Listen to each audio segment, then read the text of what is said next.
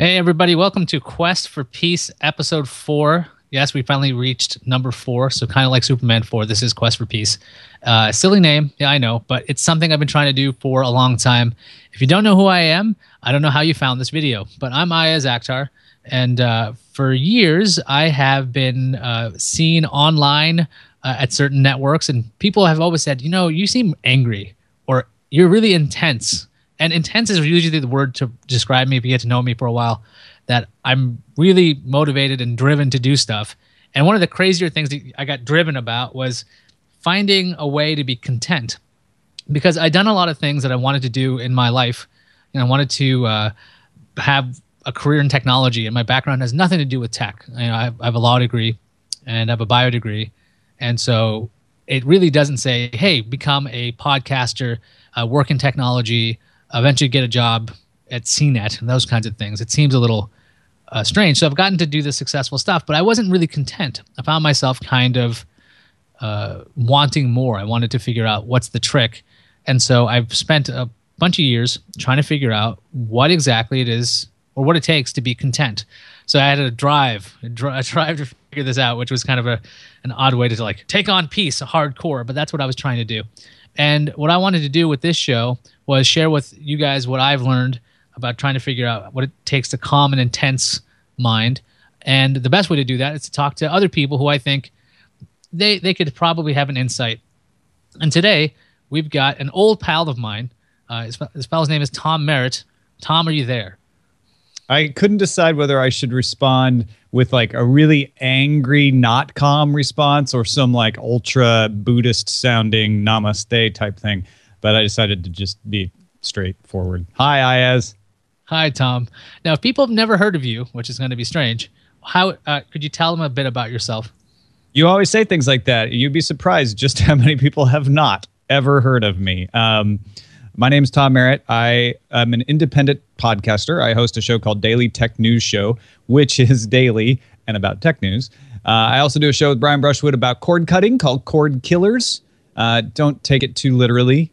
I actually still have DirecTV, and Brian does a cable TV show, but we're covering the whole cord cutting revolution. For many, many, many years, I've been doing a show called Sword and Laser with Veronica Belmont about science fiction and fantasy. It's an online fantasy book club, science fiction and fantasy book club, hence the sword and the laser. And just in January, I launched a show with Scott Johnson, relaunched kind of, called Current Geek, which is a weekly look at all things geeky. So we've known each other for a couple of years now, and there's a relatively ongoing joke where you're me 10 years from now, because I've been following your footsteps. Well, this started when I was working at CNET in days gone by, doing a show called Top 5, and then you parodied my Top 5 on your show at the time. Yeah, I was doing a show called Channel Flip Web under Will Harris's Channel Flip brand, and this is a long time ago. I think now Channel Flip has gone to the upper echelons, and they're working with, I think they got bought by a part of they're Fox. owned by News Corp. Yeah. News Corp, right? Well, now they're owned by 20th Century Fox, I think, because they split News Corp into two. That's why I was doing a parody of Tom's show, and I got to know him by showing up at a meetup because I was a Buzz Out Loud fan, because I was working at home. I was an editor for an online publication, and I wanted to hear about the news. So I was constantly listening to this show, and I end up in the chat room. This chat room I heard about. It's like, go to the chat room, join them. You know, there's all these people in there, and there was a meetup, and I'm like, this guy's gonna kill me because I parodied his show. I said hi, and you seem to you enjoyed it. And you're like, oh, yeah, my producer loved it. It's hilarious. Are you kidding me? But it was like a voodoo doll. Like, you didn't know what you were doing when you parodied that show, because now you're like, you ended up doing a daily news show with me at Twit for several years, and now you're working at CNET in charge of the front door, which is what I was doing when I started at CNET in 2004. Yeah, and you have the other 2 dogs also? You do. Yeah, I have 2 dogs. My significant other's initials are ER. Very odd. We both have beards. Yeah. Oh, you had the beard first, though. I followed you in that. That's a rarity that's happened, where Tom follows me in something. But that's kind of an echo.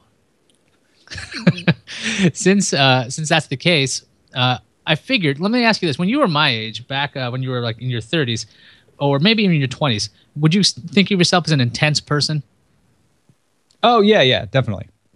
Well, I guess I didn't necessarily think of myself that way so much as people would say that to me, and I would have to take them at their word. So you seem to be kind of almost unflappable as I've gotten to know you, but you seem I'm very flappable. Okay, well then But yes, how did you deal with that? I mean, because being intense, if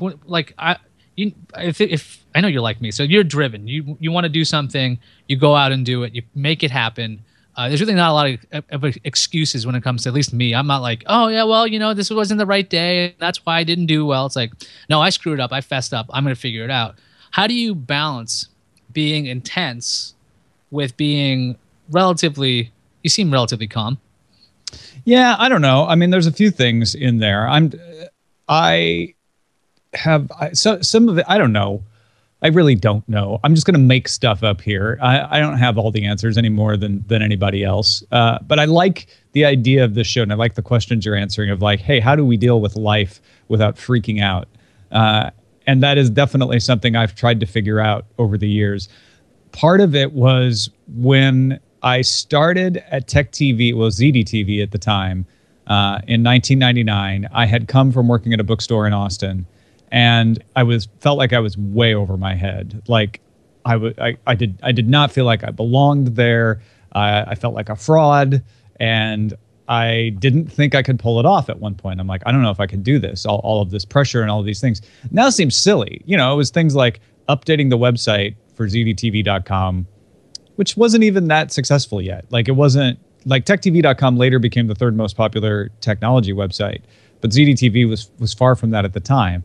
But I just felt out of my element. And I remember lying in bed one night thinking, well, you could quit and go back to the bookstore, or you could just keep doing it. And I realized, well, wait a minute. Yeah, I could quit and go back to the bookstore. I could always do that. That's not going to go away.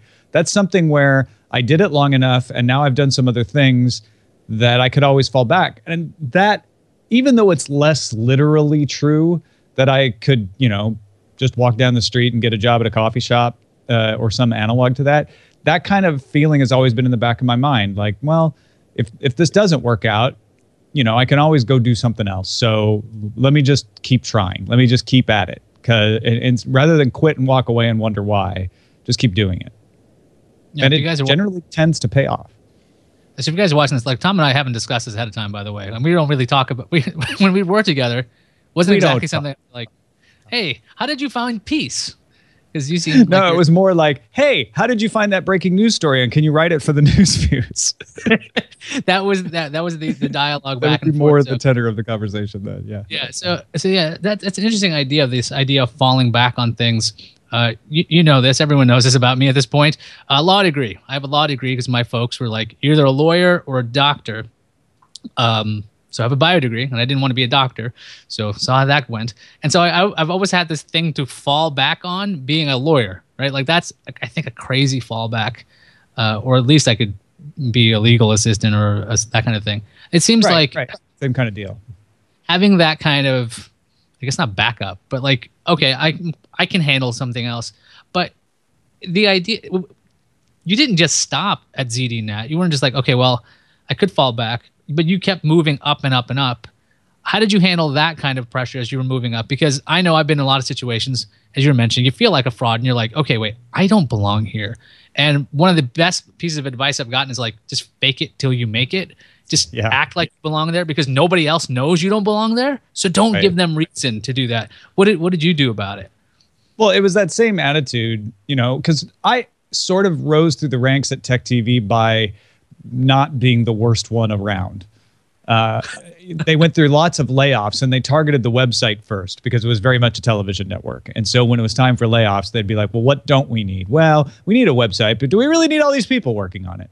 So I got my very first promotion after being there for only 3 months because my boss left.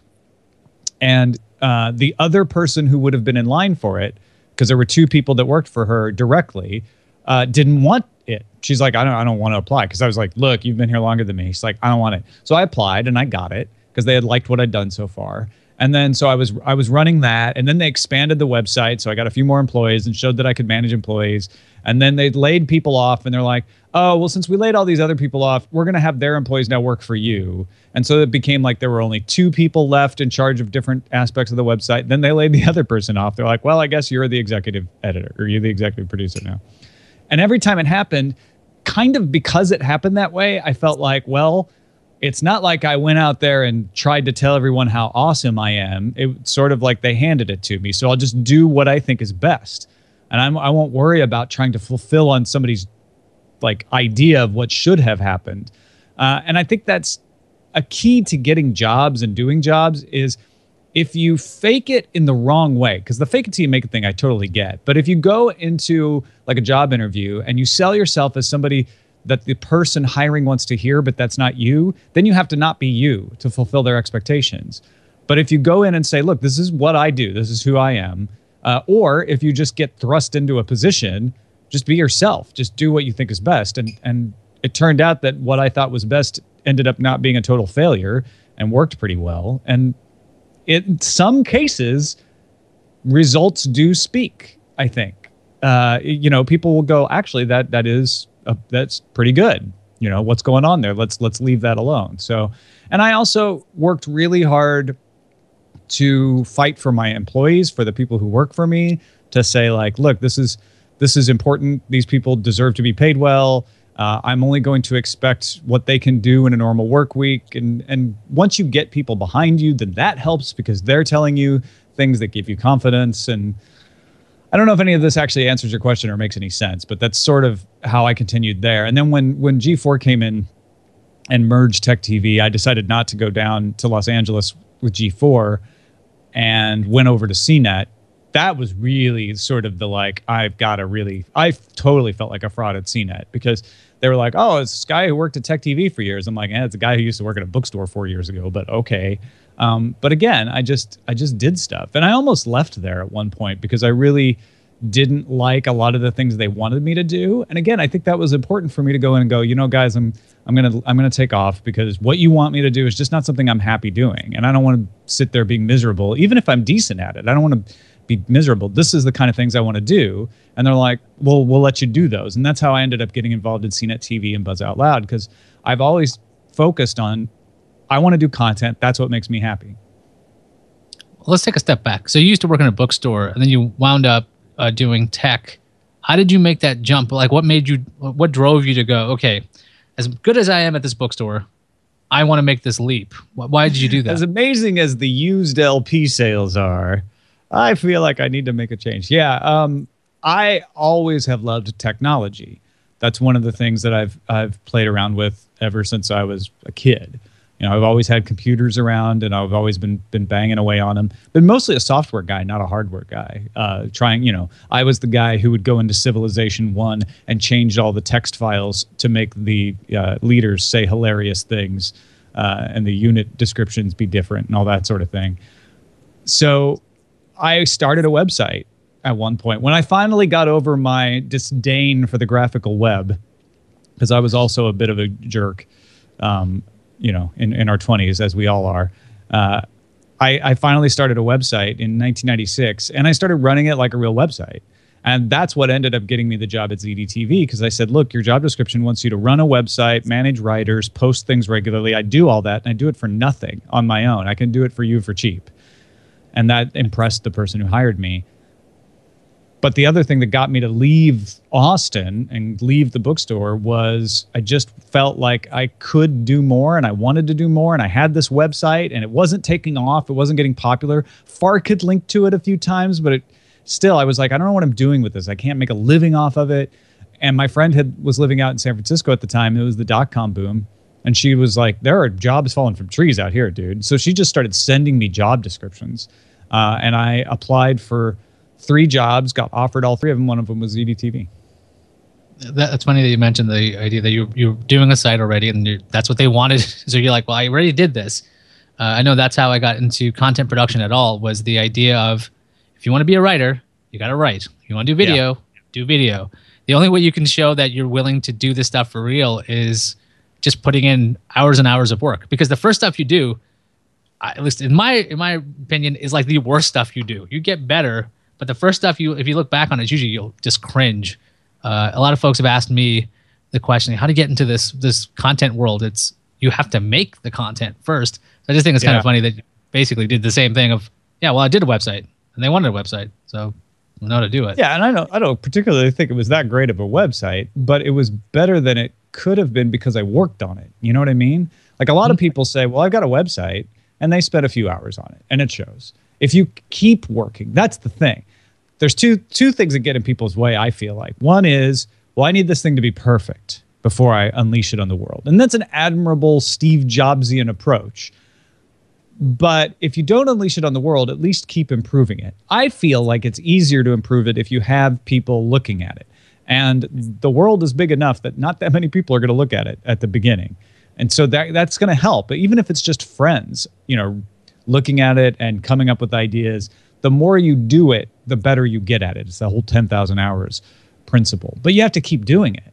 You can't just launch it. Like if you have I think the worst scenario is, I'm only going to launch it when I think it's perfect. And so you work meticulously in silence with no one seeing it, and you launch something that's okay, and then you launch it, and the world does not beat a path to your door and you give up on it. That's exactly the wrong way to go about something, because you haven't gotten anybody to give you feedback, to give you an outside perspective, and then you stop working on it as soon as you make it public. But I know that happens a lot. You just got to keep banging away on it, which is why you should be doing something you care about and love, because otherwise it's going to be hard to keep banging away on it.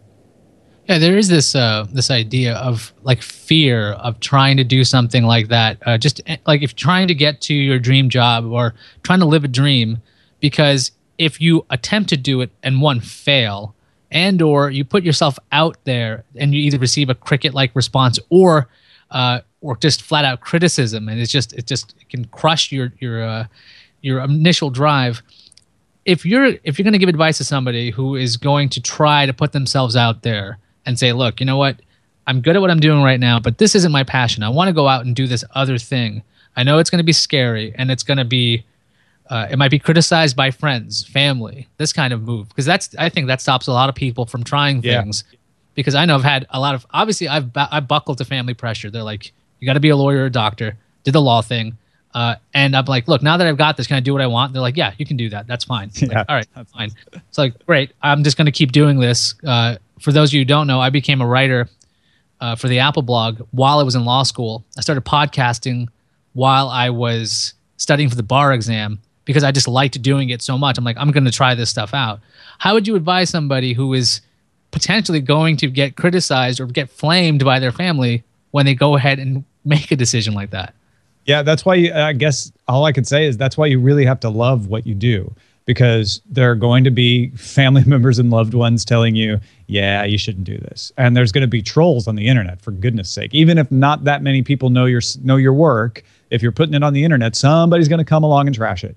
You just got to not pay attention to that. I mean, I guess I was lucky enough because I went to journalism school, and I can't imagine you didn't have this same experience through law school somehow, where I had a particular professor, his name was Lou. He had been the city editor of the Milwaukee Journal. And I took my first journalism class from him, and he was relentless in his criticism. You handed him something, he just bled red ink all over it. He wasn't mean, he was just hard. And I built up a thick skin to realize, okay, when somebody is trashing you and just telling you like, this is crap, which he would. And again, I don't know how to explain the fact that calling something crap wasn't mean, but it wasn't. He was like, this is crap. You need to do it again. Because he sort of was that implicit undertone of you can do this. You just aren't trying, right? And that's hard to take when you're like, yeah, but I am trying. Well, obviously not hard enough, right? So I went through that, and it was one of the hardest classes I ever had, ever. But I came through it learning how to look at criticism and pull out the things that helped me and ignore the things that didn't. And that's what you got to do with trolls and family. If they're just saying you can't do this, you throw it all out, because that doesn't help you. You probably can if you really want to. But if there's someone saying like, your writing's crap, you never know what the characters are doing, throw out the crap part and go, oh, why does this person think the characters never know what they're doing? Maybe that's something I can work on. But it takes a lot of getting past your emotional reaction to be able to do that. I definitely had a similar experience in law school. It was for legal skills class. I was writing briefs and things and memos, and I took advantage of the amount of office hours my professor had because I was just writing garbage. This guy would tear up everything I wrote, and I liked the guy. I thought he was a really fun guy, and I liked his class. I just couldn't write what he wanted, so I just kept going in every single office hours. We would go over my work until I figured finally out what he was saying to me, because I was taking it personally. I'm a punk kid. I'm 23. I'm like, I know what I'm doing. I know how to write. I know what's happening. And that kind of attitude is really a closed-minded young idea. This idea of like, yeah, I can take criticism and learn now. And eventually I figured out what he wanted me to do. I boiled it down. His big criticism of me, and I think this has happened actually since I've worked with you, I'm conclusory. I'll just say something without telling you why I thought something. And he boiled it down to, you got to say why. So every time I would write on my work, say why. If my work was only like a page long, I would write say why as I printed it out and try it again, because I was not explaining myself. And it's hard to have you're going to assert something. You better have backup when you're going to say it. And so I've realized over the years, and even working with you, because I had a hard time with trolls and people just tearing me apart because I wasn't what they were expecting. I don't come off as particularly nice, I will say that, because when I'm working, I'm working. I'm just like, not smiling. When you're in law school... You do not suffer fools gladly, Aya Zakhtar. When you're in law school, the top thing that you needed to do was get the content right. It wasn't the presentation. You could be it's not like television where you have these charismatic, well-spoken people who are like, and therefore, Your Honor. Exactly. You don't have that. They're not Shakespearean actors. They're simply getting a point across, and it is in the rules that you have safety. It's not in this idea of presentation. So I'm going to tell a story. I probably told you this before. I'm going to tell everybody this. One of the biggest criticisms I got, the thing that finally pushed me over the edge into looking at actual criticism, was being flagged on iTunes, a little comment from somebody saying, the charm of Channel Flip is that it is a British network. I, as in Rob, are not British. And I could not do anything with that. Now, I can do something about audio production, video production, content maybe, but I cannot fix the fact that I'm not British. And so it would probably be a bad idea for you to pretend to be British. Yeah. Exactly. It totally took this part of me of going, okay, this is insane. I can't fix this. Now how am I going to deal with this?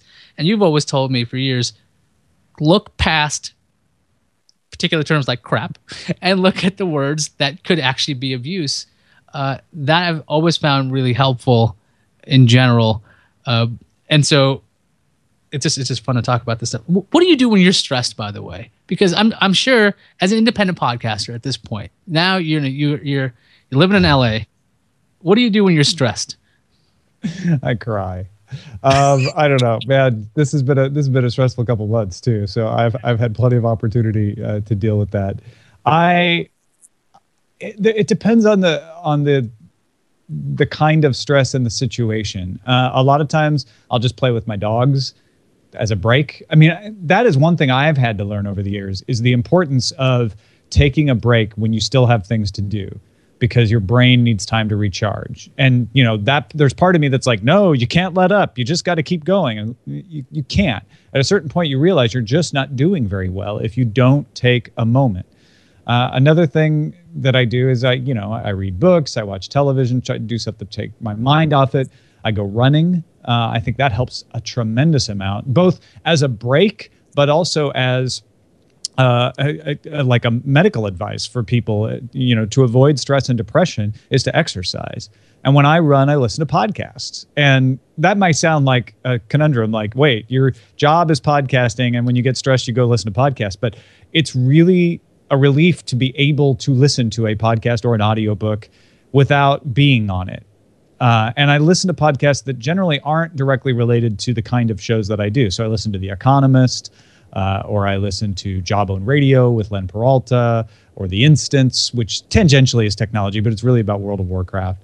And just kind of enjoy. I listen to people that I enjoy hearing talking, and that helps take me out of it. But I try to find something that just diverts my brain away. When I'm lying down trying to go to sleep and I can't sleep, one of the things I do try to do is tell stories in my head. I've done this forever, ever since I was in high school. I just make up stories. That's another way of dealing. But doesn't that keep you thinking, and that doesn't let you turn your brain off to go to sleep? How does that work for you then? I guess the way it works for me, and I don't know if this would work for anyone else, I have no idea, but for me, it gets my brain that wants to like spin and spin and spin about something. There's a time when I'm thinking about stuff and I'm like, actually, this is really productive because I finally have a chance to just think, and I'll let myself do that. But if it's like, you know what, all you're doing is going over the same thing over and over again, I'm like, take that brain power and put it in space.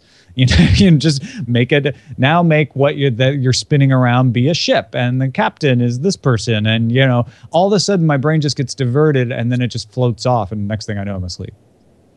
It's an interesting approach. I haven't tried that. The idea of I think of a brain like a computer. You have these processing cycles, and they're just going. And if you don't use them for something, they're just getting wasted.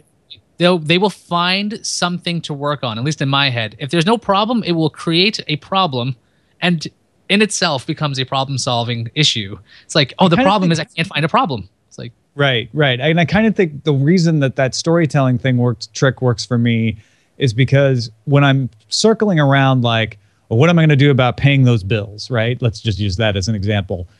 As I'm circling around, eventually I'll go, ooh, but I need to pay the bill. And that gives you a jolt of stress, right? And that starts to wake you back up.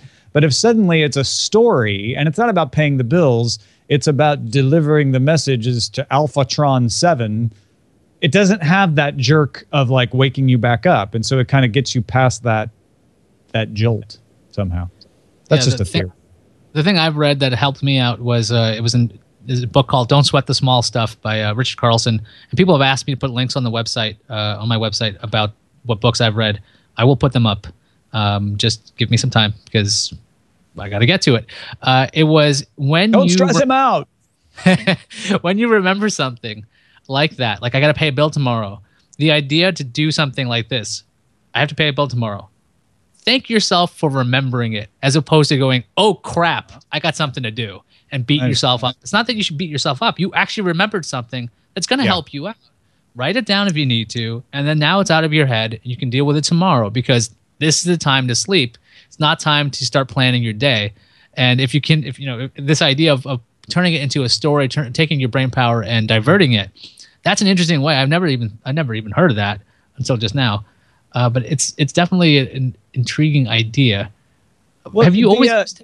When it's a task, maybe I shouldn't have used paying a bill because that is a task-oriented thing, and it is one thing I do to keep stress down during the day with all the things I do. Is that I pulled out of the getting things done milieu this idea of if something is stressing you out in your brain and you can't do it, you can't take care of it, put it down somewhere, get it out of your brain, process it. And so I have my own system for things that I need to do and tasks that I need to do, so that each day I go through and I'm like, okay, these are things I have to do. And if I can't do that one, I'm going to reschedule it and move it around. So I'm not constantly sitting there stressing, like, did I forget something? Should I have done that? Why didn't I do that? And when I catch myself doing that, I realize, oh, I haven't put it on the task list yet. I just need to do that so that I'm not thinking about it anymore. Yeah, getting things done. I've read that as well. The big one for me was actionable items, like you're talking about. What can I do about this? And if you can't come up with an action and the answer is nothing, you kind of have to let it go. But if there's something you can do, you write it down. You figure out what's the next thing I'm going to do. And then and I get impatient. I'm like, okay, what I could do is put it on the task list, but that's just delaying it. What can I not take care of it? Well, I'll just leave it in email until I can take care of it. And that's the wrong way to do it. It's like, take an action. Don't ignore it. Yeah, and if you can't take an action, then it's not anything that you need to worry about. Yeah. One of the things I used to get in trouble for in law school was making up facts. So there'd be a fact pattern. And they'd be like, well, this happened and this happened. So they'll tell you fact A and B. And then I would constantly be like, well, what if C happened? They're like, that's fine, Mr. Akhtar, but it doesn't say that. So don't add these things in. And what that relates to in my real life was I would constantly think of scenarios that haven't happened, freak out about them, which would then make me stressed in the actual scenario. So I wasn't actually ever really in the now. I was always thinking about what could be or what has happened. And one of my big... How do you stay in the now? I mean, surely you must be planning for the future, but do you find yourself to be mindful? Do you find yourself to be in the now, or are you always somewhere else when you're when doing a show like this? I look ahead a lot. I plan ahead. I think ahead. I make contingency plans, but I try really hard not to worry about them. I try to make sure that I realize that those things haven't happened. I guess for me, I feel better if I know, like, okay, these 3 things are the ways it could go, and I don't know which way it's going to go, but at least I'm ready for them. What stresses me out more is when something happens that I didn't prepare for, and that's always going to happen. So I'm always kind of prepared for, there's also that 4th possibility, which you just don't know what it's going to be.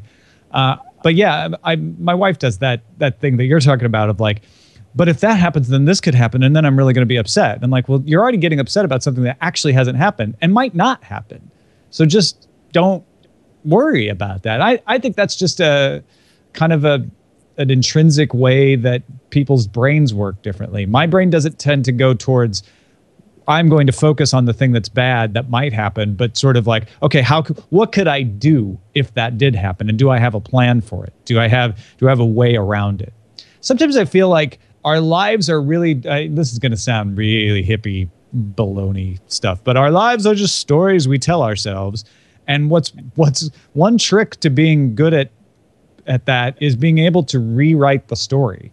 It's I'm not saying revisionist history and denying what happened, but sort of like, oh, so I didn't get that job. Well, my story doesn't include me getting that job, so let me rewrite the story where I didn't get that job and it was a good thing. And what could happen out of there? Just a matter of balancing optimism with pessimism, and that sometimes is just a natural thing. Different people are different. Yeah, one of the things I read from this John Arden book. I'll be like flat out honest on the show, and I have been in the past. There's all kinds of weird things about me. I had a therapist. His name is John Arden. He wrote a book called Rewire Your Brain. And one of the biggest things I learned from this guy and his book, I highly recommend it, and yes, there'll be a link to that too, is neural pathways. Now, if you think of your brain, it's easy to make the same jumps over and over again. If you think about tying your shoe, right? When you physically do this action, the first time you do it, it's kind of alien to you, and it's kind of hard to figure out if you're thinking about it. Go ahead. No, I just said it's complex. I remember. After a while, though, it becomes second nature. You really get used to that. And one of the things your brain does is something similar. So if you go from like, okay, I woke up and oh my gosh, today was trash day. And I forgot it was trash day. And I'm going to panic. And you start doing this thing. And you do this regularly. It becomes almost second nature for your brain to go in that path. You're just following the same path from waking up to panic to this horrible feeling, and the rest of the day is shot. The craziest thing this book and this doctor has told me was, well, you can't think like that, which was like mind-boggling to me. It's like, what do you mean I can't think like that? You have to start. Watch me. Obviously, I've been doing it. It's a real problem. He goes, well, you have to start thinking like, okay, wait a second. All right, if that happened, I'm just going to take care of it later, and it's fine. The more, and even though it sounds like total BS, this idea of like, no, just tell yourself it's fine. Let it go. Just do it. The more you do it, the easier it becomes for that new neural pathway to be made where you're like, stressor? Okay, don't panic. What can we do? Can we fix it? Instead of going, stressor, freak out, ruin day. And I was just amazed how, when it came down to it, if I would just tell myself simply, this is not a big deal. A big deal is if the house is on fire. Is the house on fire? Is this tantamount to this event? Nope. Let it go. It was a really silly thing for me to do. And like, if you ever see me sitting there really quietly, I'm just like, that's what I'm doing. I'm like, I'm freaking out, but I'm putting it away because there's no point in doing that. But in training your brain to do these kinds of repetitive actions, where if you let yourself keep thinking this, you will continue thinking it. If you change the way that works, it actually does over time, because there's something called neuroplasticity that allows your brain to change. So even if you're set in your ways, you can still do something about that. Tom, do you read any books about this kind of topics, or you've just been figuring this out as you've been living? Yeah, not anymore. I used to read more like this. That particular neuroplasticity thing reminds me of a C.S. Lewis book that I read years ago, where he talked about how even if you don't feel like doing something nice, just doing something nice and smiling will tend to make you feel nicer. And so he's like, that's one of the things he did to kind of get him out of being crotchety and mean sometimes. It's just like, well, I know what the nice thing to do is even though I don't feel like it. So I'm just going to do it anyway, and I'm going to smile while I do it. And he's like, sooner or later, I found like, oh, I'm actually just doing it naturally, and it feels good. And it's exactly that principle that you're talking about. You like rewire your brain there. But yeah, I don't have a lot of books like that I've read. Almost all the books I read these days are science fiction or fantasy because I have to read them for Sword and Laser. I do read a lot of science. I read Scientific American, which I keep up on developments in psychology and how the brain works that way, which I think is really helpful. The Economist has some good articles along those lines as well. And I read the web. You know, there's really good stuff being written at Technology Review by MIT and various other amazing websites that I can't think of right now that are all over the place. I'm going to ask, like, I don't know if this has anything to do with the topic of the show. I just go anywhere I want on the show, so it's going to be fun. Do you ever think of your brain as beyond you? Like, because I know that I have this idea every now and then. I'm like, my brain is playing tricks on me. But it's telling me that it's playing tricks on me. How do you reconcile that kind of stuff? Yeah, there's definitely times where I feel like I catch myself feeling like this is all stupid. I'm messing it up and I should just stop. Like that is a common feeling throughout my entire life. And I alluded to it earlier when I was talking about starting at ZDTV. And I've learned over the years, like, oh, don't take that seriously, right? It's like that friend or family member you have who always like, you look fat when you see him or something. And you learn over time, like, don't worry about it. Uncle Ted is just always like that. Well, you learn that about your own brain. Like, oh, my brain just does that. And if I wait it out, by the end of the night, I'll be fine. It'll go away. Don't take it too seriously. It's just like a passing feeling. But your brain is an organ like any other. And a lot of times it's not even your brain that's doing it. It might be like you're out of balance sugar-wise. Maybe you just need to eat. Sometimes that's all it is with me. It's like, oh, it's 3 o'clock and I didn't have time for lunch. And no wonder that I'm feeling slow and down. So yeah, you've got to remember that this is you have the gift as a human of being self-aware, which means you can be aware of even your own brain playing tricks on you.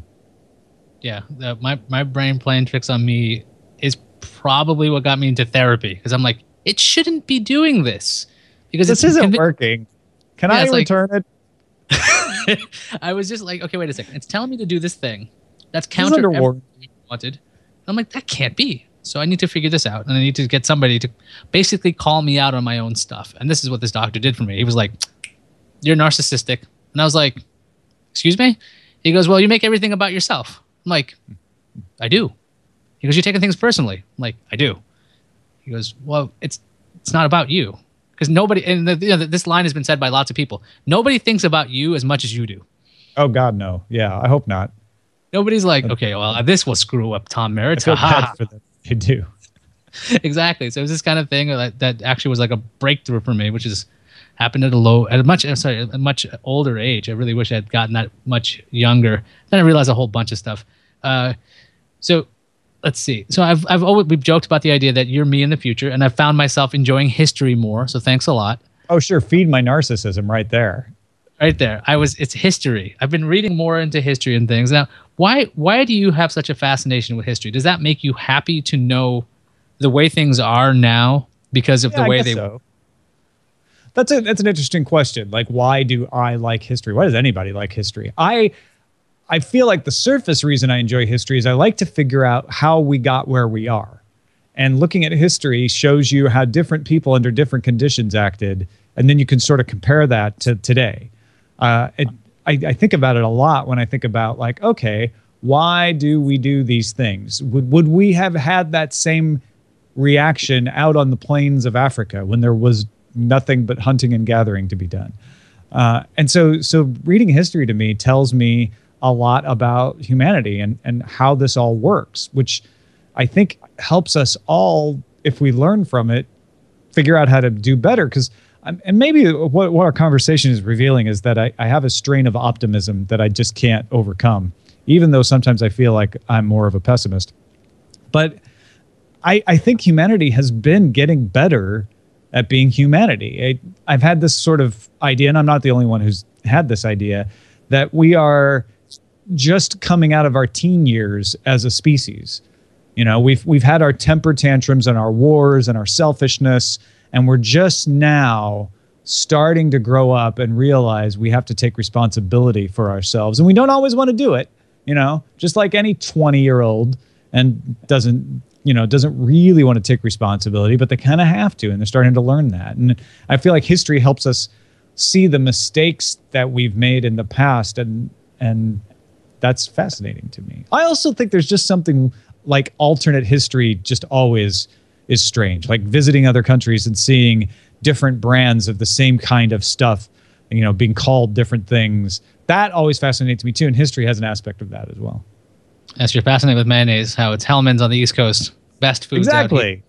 out here. Exactly. I grew up with Hellmanns, and it's funny is that all my West Coast friends are like, no, it's not bring out the Hellmanns, bring out the best. That doesn't make any sense. Bring out the best foods, bring out the best is the whole joke, the whole shtick of the slogan. Why would be, and I'm like, no, but Hellmanns fits. It's 2 syllables. You have to say best foods, and so it's all what you grow up to and what you're used to. And I do find those kinds of juxtapositions always fascinating, and I don't know why. I'm definitely finding it much more interesting to find out why things are the way they are or how they actually work. I don't even need to plug Jonathan Strickland's show, but I've been listening to How Stuff Works' tech stuff a lot more often when I'm on the bus and things, just because I want to learn how things work. Most of my life, it's always been about getting stuff to work. I don't care how the hell it works. I'm going to make it work. I've rigged everything. I've rigged studios together. I've made prompters out of nothing. I can basically, I like the MacGyver approach. Now, granted, if you know physics and you understand how everything works, you can make a lot more things. That's what I started realizing as I got older. I'm like, if I knew how they worked, I could recreate things in a much more efficient way, and that kind of idea. I kind of prefer why over how, I guess, which is sort of why I prefer software over hardware, where you're learning kind of like, well, why is this computer advantageous? What can I do with it? What can I move around? What can if I change this, what happens? Whereas hardware always feels like it is very practical. Like, how do I get this to work? How do I make this thing do this thing? I don't know. It almost sounds like I'm saying the same thing for both, but there is a difference in there somewhere. I'm just not expressing it very well, I don't think. There's definitely, I think, with hardware, there's always been a much more, the feedback's much quicker. So, like, I know when I worked on websites and do CSS stuff, it's save, and then, like, look at the page in several browsers, see what's broken, versus the immediacy element of hardware, because you can tell what's happening almost real time. I mean, you put everything together. Let's say you build a machine, a computer, and then you plug it in. You're like, okay, this ain't working. You're going to start looking at the parts that don't work, and you're going to figure it out. But it's not exactly the same as what went wrong in this machine, because I've done this a million times with text, or I'm cutting and pasting code, because I've had that happen at all kinds of failures, and you just can't understand it. Hardware, it's about making the machine turn on, right? At the very simplest. I know it's a little bit more than that, but it's like, okay, it does these things. It turns on, it runs a processor, it has a camera. The software is all about, well, what can you do with it? Like, once it's on, we just assume it's all on. What can you make it do? There's a little bit of that to modding, though, too, where you're like, oh, I want to go in and mod the hardware to make it do things it wasn't designed to do. I want to overclock. So it's not like it's a strict separation between hardware and software, I guess.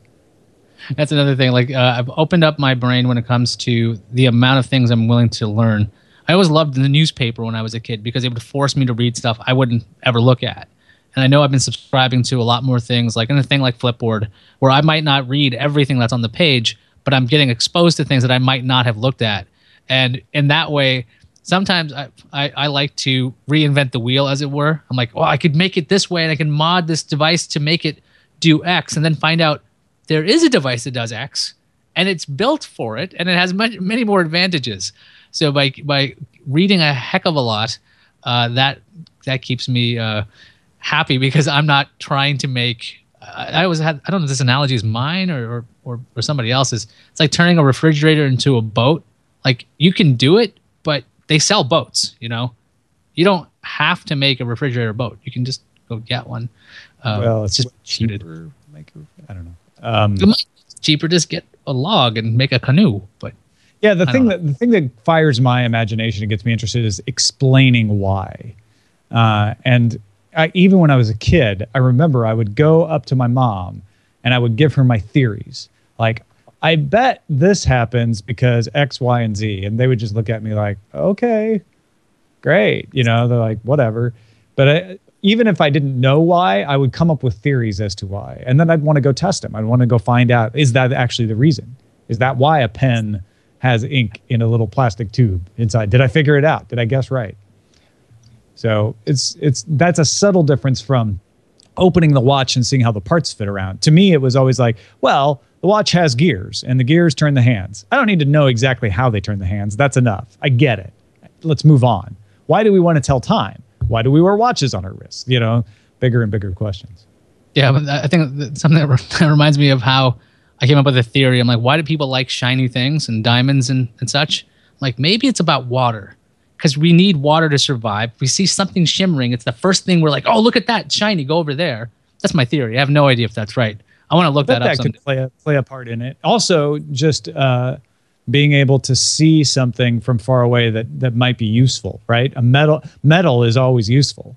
So there could be some selective advantage to being able to see something, being attracted to something shiny, because then you find that piece of natural hard substance that makes it easier to hunt or whatever. Probably might be a little both, though. You know, made water. Yeah. The reflection off the water is also going to help you survive if you're attracted to that, for sure. Simple things like So I didn't know you did that. The theory based thing. So there we go. Another stupid parallel. Well, and I always try to take it down to like what furthered the survival of the species. That's what motivates us all at the base. And a lot of people are like, oh, but that's so disappointing to think that we're just automatons driven by instinct. And I don't feel it's disappointing at all, because to me, that's like saying, oh, a computer is disappointing because it's just ones and zeros under there. Oh, well, I'm not going to use computers anymore. Like, no, computers are amazing. Look at all the amazing things we can do with them that are so much better than just zeros and ones, because we know how to properly arrange the zeros and ones. To me, it's the same thing. Like, yeah, okay, so our species developed as it is because it was driven for survival, but that's not a bad thing. And it's what we do with that and how we rearrange it and mod our own species that makes us better, I think. How do you balance being content with being driven? I don't know. I just want to answer every question you ask me. I don't know. But if I were to come up with a better answer so that you can have a better show, I would say being driven, to me, I always never felt myself as driven my entire life. I didn't feel driven because I was supposed to be driven about things I didn't care about.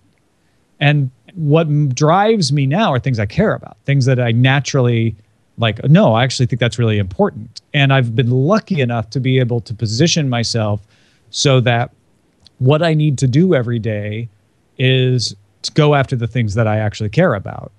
And I think that just is a natural way of being driven that ties right into being content, because you're not saying, oh, I have to be driven to get more sales because being a salesman is how I'm going to make money. Unless sales is what drives you. I'm not denigrating that. I'm just saying, for me, that sounds horrible.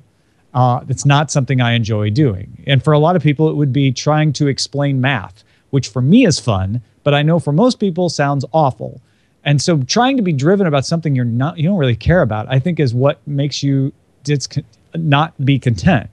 But if you're driven to do something you want to do, then you're going to be content, because that's what you want to do. That's where you're going. That's what makes you happy. Do you think you're a happy guy? I guess. We didn't go with I don't know, so that's a plus. There we go. Yeah, I got better. I don't want to complain. I feel incredibly fortunate. And so I feel like I'm very happy that I have found the person to marry that I did, and that I am in a wonderful house and able to do the job that I have. So I wouldn't possibly complain about any of that. I'm incredibly lucky, so much luckier than I thought I would be if you would have asked me in like 1997 where I would be in 10 years or 15 years. But yeah, I mean, I'm not always happy, but I'm happy a lot. Is that, I guess? I don't know. That works. I mean, 51% happy is good. I had when I had this job when I was really young, about 18, well, really young compared to now, 18, a guy came up to me. He goes, "Why are you so angry all the time? Why are you so upset?" It's like, because this isn't working, that's not working, whatever. The guy looked at me. He goes, "Look, every day is a gift. You know, you're alive. You're healthy. You can move. I mean, there's a lot of things you're just taking for granted." And that stuck with me for a long time. So even though I might have been an intense, jerky 20-year-old, whatever, at some point, this thing kept staying in the back of my head. This idea of, there's going to be a time when I can't just like bound up the stairs. It's not going to be easy. And it's not going to be like the way it is now. And I got to start really taking care of myself in different ways, not just my body, but my brain. It needs to not be so negative. It needs to be positive. It needs to think. And the hilarity is my blood type is B positive. I always thought that was some kind of cosmic joke. It's not really. It just happens to be this. It's just science, but and an arbitrary designation. But it happens to be very helpful. Something, yeah. It's in the blood. It's to be positive, and that stuck with me. So that's one of those things too, where I feel like it's really true, but it's hard and not hard because people are. The implication is like if you don't appreciate the day, then you're ungrateful and lazy. And I don't think that's true. We need to have perspective set to really understand that. It's only after you almost die in a car wreck or, something horrible happens that you have that perspective really reset, or if somebody really confronts you like that and makes you think about it. It's natural. It's what drives the human race to not be satisfied with the conditions you have. That's just normal. Yeah, when we had Tim Stevens on, or I had Tim Stevens on, there was no we. I guess it's me. I guess Andrew's on the show because he's actually, we're doing this on Guys from Queens Network. The royal we. Yeah, the royal way. When me and Tim, whatever, screw English. When Tim and I were on the show, he mentioned perspective a lot, and that is something because everyone knows. If you don't know Tim Stevens, one of the nicest guys in the world, and he's just super calm. He's like calm. Bruce Banner, like you're just waiting for him to finally snap, turn into the Hulk, but it's never going to happen. He's a calm guy. But perspective. My father's death when I was 23 gave me a ton of perspective because I was just. It just was, I didn't expect it. Nobody expected it. He was only 53. And I was just shocked because nothing was as bad as that. Nothing could possibly be as bad as the loss of a loved one. And who was I to get so frustrated about just anything that was minuscule? Oh, I don't have gas today. I'm running late today or whatever. That's not what's important. The important thing was to enjoy my time with my dad. And luckily, one of the weirdest things that's happened in my life was I never had regrets with my dad. I had a lot of discussions with him, and he always treated me like an individual. He acted as if he respected me, which I really liked. As dumb as my questions were. What was that? I said he probably actually did respect you. Well, when I was a teenager. I mean, you could look down upon a teenager and be like, well, you don't know anything. But when I asked him a question, I asked him this, like, Dad, what's it like to be old? He stopped and thought about it and actually explained to me, and I've said the story before, and he said, it's not bad.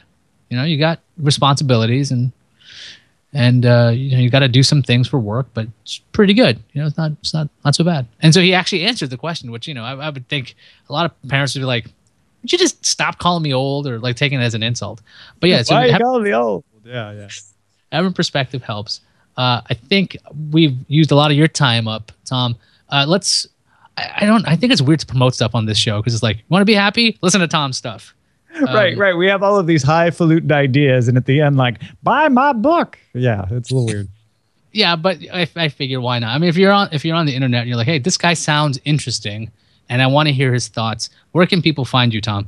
Yeah, I think that's fair. It's like, hey, if for some reason you're like, oh, I want to see more about this crazy person. TomMerritt.com is my website. MERRITT. TOMMERRITT.com. And you can follow me on Twitter if you can spell it at ACEDETECT. ACEDTECT. Yeah, you can find Tom. He's everywhere. If you follow me on Twitter, I'm probably retweeting his stuff every now and then. Occasionally I'll guest on his shows because I have not annoyed him to the point where he will not have me back, which is nice. My producer, Jenny, who didn't know Ayaz in our previous engagement, thinks you're fantastic. So, she's been fooled. Yes, and self-deprecation can be helpful. I'm going to wrap up the show with this statement I've said a bunch of times. I heard this on a podcast. I forgot the guy's name. I'm going to remember his name next episode. Or at least I'll find it in the notes.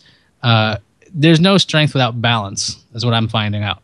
You got to balance out a lot of stuff when it comes to work, life, whatever you're doing. If you can't figure out balance, you're going to be a mess. So you'll find strength if you figure out balance. If you're feeling like stuff's going crazy, just kind of step back, try to figure out what's going on.